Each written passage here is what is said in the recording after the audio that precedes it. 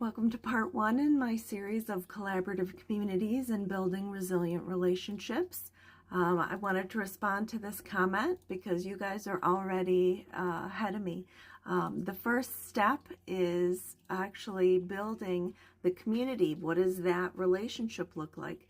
Collaborative communities live or die on building the relationships, on how the people, the members of that community interact.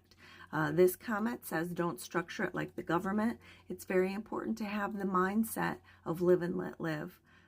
So I'm Tiffany. I'm a mediator and facilitator. I've spent 25 years working on conflict management, and I'm here to help build these collaborative communities and help you all build the relationships so that they're sustainable. So this commenter is right. That the system of collaborative communities is very different than what we are accustomed to. The system of collaborative communities are circular communities. They are circles. There is nobody at the top. It is not a hierarchy. It is a community of people who are working together. So how do we do that? We have to unlearn a lot of the ways that we have been taught to exist with each other. The competitive, dominating culture cannot exist in a cooperative community. That is not the way that community thrives. So we have to create a circular culture. So how do we do that? Well, it starts first with each member.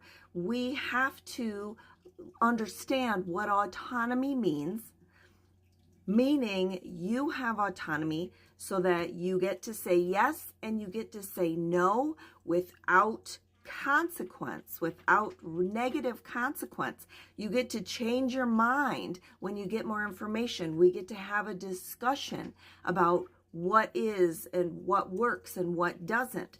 There's not somebody in charge deciding for you.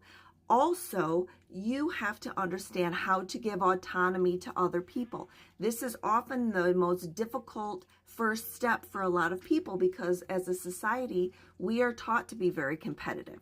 We are taught to fake it till you make it. We are taught to have somebody in charge and to be following directions from somebody who's in charge. That is not how a cooperative community works.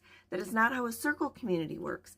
Circle communities, cooperative communities often are built on indigenous practices. The way the indigenous communities have their communities where we are coexisting together, that we each maintain our unique